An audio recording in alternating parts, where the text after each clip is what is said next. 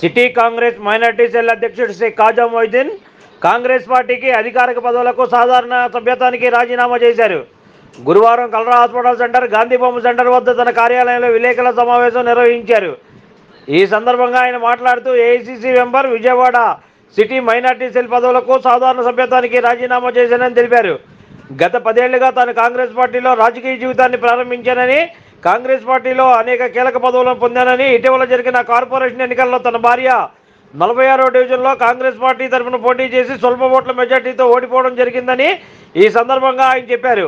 46వ డివిజన్లో కాంగ్రెస్ పార్టీని, కాంగ్రెస్ జెండాను నిలబెట్టానని, అయితే నేటి రాజకీయ పరిణామాల్లో తమకు కాంగ్రెస్ పార్టీ తీవ్ర అన్యాయం చేసిందని, పశ్చిమ నియోజకవర్గ కాంగ్రెస్ పార్టీ ఎమ్మెల్యే సీటు కేటాయిస్తానని మాట ఇచ్చి మాట తప్పారని, అందుకు తన మనోభావాలు దెబ్బతిన్నాయని, అందుకే ఆ పార్టీని వీడుతున్నట్లు ఆయన వివరించారు.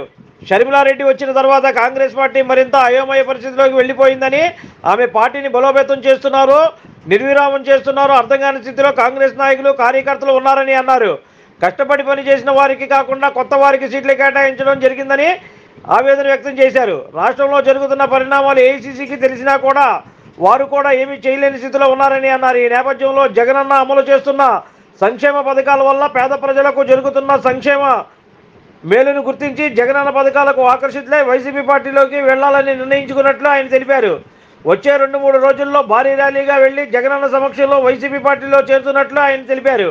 పశ్చిమంలో వైసీపీ ఎమ్మెల్యే అభ్యర్థి షేక్ ఆసిఫ్ని, పార్లమెంట్ అభ్యర్థి కేసినేని నానిని గెలిపించుకోవడానికి తన వంతు కృషి చేస్తానని ఈ సందర్భంగా ఆయన తెలిపారు.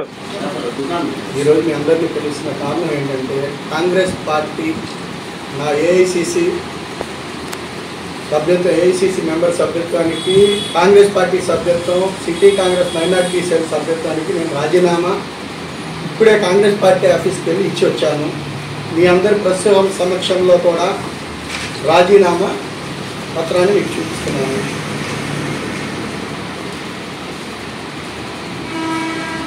రాజీనామాకి కారణాలు ఏంటంటే, మేము గత 10 ఏళ్లుగా కష్టపడుతున్నాం కాంగ్రెస్ పార్టీలో. నాకు కాంగ్రెస్ పార్టీ పదవులు ఇచ్చింది, బాగానే చూసింది. దాని గురించి మేము కాంగ్రెస్ పార్టీని బ్యాడ్గా చెప్పాము. మా మిస్సెస్కి కార్పొరేటర్ సీట్ ఇచ్చారు. దాంట్లో మా మిస్సెస్ ఇక్కడ 46 డివిజన్లో 1034 ఓట్స్, హైయెస్ట్ ఓట్స్ మాకే వచ్చింది. కష్టపడ్డాము, డబ్బు ఖర్చు పెట్టాము, మా శక్తి మొత్తం ఖర్చు పెట్టి పార్టీని బలోపేతం చేసి కాంగ్రెస్ని ఒక జెండా నిల్చోబెట్టింది. మేము ఇక్కడే నిలబెట్టింది. 46 డివిజన్ నుంచే జెండా మొదలైంది ఈ గడ్డు కాలంలో. దాని తర్వాత రుద్రరాజు గారు వచ్చారు, ఏఐసిసి మెంబర్ వేయించారు. అంతవరకు కూడా బాగానే ఉంది. సిటీ మైనార్టీ సెల్ చైర్మన్ మా దాదా గాంధీ గారు స్టేట్ ప్రెసిడెంట్ వేశారు. దానికి కూడా మేము న్యాయం చేసి ఇవాళ దాకా కూడా కష్టపడ్డాం. అది అందరి ప్రజలకి తెలుసు, నాయకులకి తెలుసు. ఇప్పుడు పరిణామాలు ఏంటంటే, మాకు సీట్ ఇస్తామని మాట ఇచ్చారు. ఎట్టి పరిస్థితులు, ఎందుకంటే ఎమ్మెల్యేకి కూడా రాలేదు. 2019లో ఎమ్మెల్యేకి కూడా ఇంత ఓటింగ్ సెక్షన్ అనేది రాలే. 800, 900 అలా వచ్చింది. ఇక్కడ మన పశ్చిమ నియోజకవర్గం మట్టా జోగిరత్నం గారికి కూడా 2000 వచ్చింది ఎమ్మెల్యేగా పోటీ చేస్తే. ఆ దీని మీద మాకు కేవీపీ గారు మాట ఇచ్చారు, రఘువీరారెడ్డి గారు, మా మాజీ పిసిసి రుద్రరాజు గారు అందరూ మాట ఇచ్చారు. కానీ పొత్తులు అనే నెపంతో దీంతో మాకు సీట్ ఇవ్వకుండా చేశారు. మాకు బాగా మనోభావం దెబ్బతింది.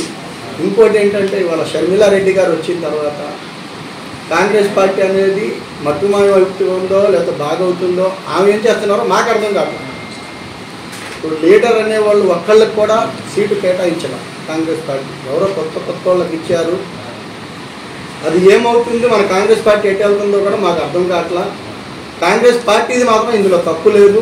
ఇక్కడ ఉన్న పెద్ద లీడర్సు, ఇప్పుడు వచ్చిన షర్మిలా గారికి వాళ్ళు ఇచ్చిన గైడెన్స్ ఎలా ఉన్నాయో కూడా లోన్ నుంచి బయటికి రావట్లా. వీళ్ళది తప్ప లేకపోతే మేడం గారిది తప్ప, ఇవన్నీ ఏదైనా కానివ్వండి, తప్పులు మాత్రం జరుగుతున్నాయి. దీంట్లో రేపు 2029లో కూడా కాంగ్రెస్ పార్టీ ఆంధ్రాలో వస్తుంది అనేది మాకు నమ్మకం లేదు. ఈ భుజాలు మోసి భుజాలు ఎర్రగైపోతున్నాయి. రేపు పొద్దున ఇప్పుడు షర్మిలా గారు వచ్చారని పాత లీడర్లు అందరినీ పక్కన పెట్టి వేరే వాళ్ళకి ఇచ్చారు. రేపు ఇంకో కొత్త లీడర్ వస్తారు, వచ్చి వాళ్ళని తీసుకొచ్చుకుంటాడు. కానీ మా పాత వాళ్ళని మాత్రం మర్చిపోతున్నారు. కష్టపడిన లీడర్స్కి పేరు లేదు కాంగ్రెస్ పార్టీలో. ఇదంతా పైన ఏఐసిసి వాళ్ళకి కూడా తెలుసు, అయినా వాళ్ళు ఏం చేయలేకపోతున్నారు. దానివల్ల ఇవాళ నేను రాజీనామా చేసి వచ్చాను. మీ అందరికీ మీ సమక్షంలో కూడా మీడియాకి చెప్తున్నా. ఇంకోటి ఏంటంటే, నేను జగన్ గారి పథకాలు నచ్చి ఆయన మాట అంటే మాట మీద నుంచునే మనిషి ఎవరున్నారంటే జగన్ గారు కాబట్టి జగన్ గారి వైఎస్ఆర్సీపీ పార్టీలో వెళ్ళాలని నేను అనుకుంటున్నాను. తొందరలోనే వైఎస్ఆర్సీపీ తీర్థం పుచ్చుకుంటాము. ఇది ఎలా ఏంటి అనేది తెలీదు. ఇవాళ రేపో ఎల్లుండో భారీ ర్యాలీతో వెళ్ళి వైఎస్ఆర్ పార్టీలో చేరనున్నాము. ఇంకోటి ఏంటంటే ఇప్పుడు జగన్ గారు దాంట్లో వెళ్ళే కారణం కూడా ఏంటంటే ఇప్పుడు వైఎస్ షర్మిలారెడ్డి గారు నేను రాజశేఖర రెడ్డి గారి బిడ్డ అని ఆమె చెప్తున్నారు. ఆ రాజశేఖర రెడ్డి గారి బిడ్డే కాదు అన్నట్లు. రాజశేఖర రెడ్డి గారి ఒరిజినల్ బిడ్డ మన జగన్మోహన్ రెడ్డి అని అంటున్నారు. ఎందుకంటే ఒరిజినల్గా ఆమె వాళ్ళ కూతురే, ఈయన వాళ్ళ కొడుకే. కానీ రాజశేఖర రెడ్డి గారు 4% రిజర్వేషన్ ఇచ్చారు, మన ఆరోగ్యశ్రీ ఇచ్చారు, ఫీజు రియంబర్స్మెంట్ ఇచ్చారు. ఇలా 4-5 పథకాలు ఇచ్చారు. మనం అనుకుంటే మన రాజశేఖర రెడ్డి గారి కన్నా మించిపోయి జగన్ గారు ఇచ్చిన పథకాలు కూడా ఎన్ని ఉన్నాయో కూడా తెలియదు. అన్ని పథకాలు ఇచ్చి ఆయన రాజశేఖర రెడ్డి గారి బిడ్డ అని అనిపించుకున్నారు. ఆయన కన్నా ఈయన ఇంకా ఫాస్ట్గా ఉన్నారు. ఇవాళ కావాల్సింది ప్రజలకు కంప్యూటర్ యుగం వచ్చింది. ఇది ఫాస్ట్గానే ఉండాలి. రాజశేఖర రెడ్డి గారిని మించి పనిచేస్తున్న జగన్మోహన్ రెడ్డి గారి పార్టీలో మేము వెళ్ళాలని నిర్ణయించుకున్నాము. ఈ 2-3 రోజుల్లో జగన్మోహన్ రెడ్డి గారి పార్టీలో తీర్థం తీసుకుంటాము. ఆయనతో పని చేస్తాము. ఇక్కడ ఆసిఫ్ గారిని ఎమ్మెల్యేగా గెలిపించుకుంటాము. ఇక్కడ ఎంపీ గారిని కేసీఆర్ నాని గారిని కూడా గెలిపించుకుంటామని నేను సభాముఖంగా చెప్తున్నాను. ఇది ఇంకా పార్టీలో వెళ్ళిన తర్వాత మళ్ళీ మీడియాకి కలుద్దాం. దాని తర్వాత పరిణామాలు ఎలా ఉంటాయనేది మనం అందరితో షేర్ చేసుకుంటాం. నమస్కారం. ఎవరికి ఇచ్చిన నిర్ణయం తీసుకునే వాళ్ళం సార్. ఎందుకు అంటే ఇప్పుడు జగన్ గారు అనేది ఆయన పథకాలే చెప్తున్నాయండి. ఎందుకంటే మేము ఇంటెంట్ వెళ్ళినట్టు కాంగ్రెస్ పార్టీగా మొన్న వెళ్ళాము. మాకు తెలిసి ఏం జరుగుతుంది లోన అనేది మేము చేయలేకపోతున్నాం. మేమే కాదండి, టీడీపీ కూడా చేయలేదు. జగన్ని దాటి వెళ్ళడం ఏ పార్టీకి సాధ్యం కాదు. ఆయన ఇచ్చినన్ని పథకాలు ఏ పార్టీ ఇవ్వలేదు. ఎందుకంటే ఎవరైనా ఆయన ఇచ్చిన దానికన్నా మించి పథకాలు ఇస్తేనే వాళ్ళు గవర్నమెంట్ వస్తుంది. ఇవాళ దమ్ము ధైర్యం ఎవరికీ లేదు, జగన్ గారికి ఒక్కళ్ళకే ఉంది. ఆ దమ్ము ధైర్యం ఉంది కాబట్టే ఆయన పార్టీలో వెళ్తున్నాం. ఆయన ఏంటంటే ఎస్సీ ఎస్టీ బీసీ మైనార్టీ అందరికీ కూడా న్యాయం చేస్తున్నారు. ఒకళ్ళకి న్యాయం ఒకళ్ళకి అన్యాయం లేదు. ముస్లిం సోదరులకి మెయిన్ ఇప్పుడు సీట్ ఎవరు ఇవ్వలేదండి. ఇక్కడ ఎమ్మెల్యేగా ఆసిఫ్ ఇచ్చారు. ఆయన దగ్గర డబ్బు ఉందని కాదు, ఏది ఉందని కాదండి, డబ్బు లేదు ఆయన దగ్గర. అయినా సరే నేనున్నాను అనే భరోసా ఇచ్చారు కాబట్టి ఆయన చేయగలుగుతున్నాడు. జగన్ గారు మంచి మనిషి. ఆయన ఎక్కడ ఇప్పుడు ఆయన పార్టీలో ఎవరో ఒకరు బూతులు తిట్టారు అంటున్నారు, కానీ ఆయన నోటితో ఏ రోజు మేము బూతులు వినలేదు. జగన్ గారు ఏమంటారంటే మంచిగా వెళ్ళండి, మా ప్రజల్లో ఉండండి, సంక్షేమ పథకాలన్నీ ఇవ్వండి, ఇంకేమైనా ఉంటే నేను దానికి కూడా డెవలప్మెంట్ చేస్తా అంటున్నారు. మాకు నమ్మకం ఏంటంటే పోయిన 3 ఏళ్ల క్రితం కరోనా వచ్చింది. ఆ కరోనాలో కూడా ఈయన గట్టిగా నుంచొని ఉన్నారు, డెవలప్మెంట్ చేశారు. కరోనాలో ఎవరికి డెవలప్మెంట్ లేదు, అయినా ఈయన చేసుకుంటూ వచ్చాడు. ఇంక ఈ 5 ఏళ్ళు ఇంకా డెవలప్మెంట్ ఫుల్గా ఉంటుందని మేము ఆశిస్తున్నాం. ఇప్పుడు ఇక్కడ లీడర్షిప్ తప్పో తెలీదు, లేక షర్మిలారెడ్డి గారు తప్పో తెలియట్లా. మాకు ఇవాళ దాకా వీళ్ళకి ఇచ్చాము, మీరు వెళ్ళి పని చేయండి. ఇప్పుడు సిపిఐ జి కోటేశ్వరరావు గారికి ఇచ్చారు, ఆయనకి ఇచ్చాము, మీరు వెళ్ళి పని చేయండి అని మా పార్టీ నుంచి ఏ ఇన్స్ట్రక్షన్స్ రాలేదు, ఇవాళకి కూడా రాలేదు.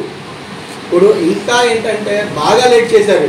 సీట్లు కేటాయించడంలో ఎంపీ సీటు 2 రోజుల క్రితం కేటాయించారు. ఎమ్మెల్యేలు కూడా 49 ఎమ్మెల్యే సీట్లు ఆపేసి ఇప్పుడు ఇచ్చారు. అన్ని ఎప్పుడు చేస్తారు వీళ్ళు? ప్రజల్లో మమేకం ఎప్పుడు అవుతారు? అందరికీ కొత్త వాళ్ళకి ఇచ్చారు. కాంగ్రెస్ పార్టీలో ఉన్నోడికి ఇచ్చారంటే ఆడు 15 రోజులు తిరిగినా ఆడు తెలుసు కాబట్టి చేసుకుంటూ వస్తారు. మొత్తం కొత్త వాళ్ళకి ఇచ్చారు. ఇది ఎందుకని చేశారు? ఇలాగా పార్టీని పైకి తేవాలని చేశారా, లేకపోతే భూస్థాపితం చేయాలని చేశారా కూడా తెలియదు. లీడర్లు అందరూ అసంతృప్తితోనే ఉన్నారు. ఎందుకంటే ఇవాళ సిపిఐ జి కోటేశ్వరరావు గారు నాకు తీసుకున్న 2వ రోజు ఫోన్ చేశారు, తాజాబాయ్ నేను నాకు సీట్ వచ్చిందండి, మంచిదండి అన్న. ఆయన కూడా మా ఇంటికి ఆఫీస్కి రాలేదండి. లీడర్ ఉన్నప్పుడు ఎవరైనా ఇంటికి వచ్చి నాకు సపోర్ట్ చేయండి అని వాళ్ళైనా పిలవాలి. వాళ్ళు పిలవంగానే కూడా మేము వెళ్ళాం. ఎందుకంటే మా పై నుంచి రాదు, మేము ఎలా వెళ్తాం? ఇప్పుడు షర్మిలారెడ్డి గారి కాడ నుంచి మాకు రావాలి, వీళ్ళకి పని చేయండి. ఇవాళకి కూడా మాకు రాలేదండి. ఇలా ఉంది పార్టీ పరిస్థితి, దానివల్ల మేము బయటకు వచ్చాం. ఇప్పటికే మీరు వైసీపీ పార్టీలోకి వెళ్తానంటున్నారు. వైసీపీ పార్టీ లీడర్లతో ఏమైనా టైప్ ఏమైనా అయ్యారా? వైసీపీ పార్టీ లీడర్లతో నిన్న సజ్జల రామకృష్ణారెడ్డి గారితో కలిశాము. ఆయన గ్రీన్ సిగ్నల్ ఇచ్చారు. మీరు రావడం మాకు బాగా ఆనందంగా ఉంది సార్. మీరు వస్తే ఆసిఫ్ గారికి అలా గెలవడానికి ఇంకా బాగా ప్రోత్సాహంగా ఉంటుంది, మీరు వచ్చి పని చేయండి అన్నారు.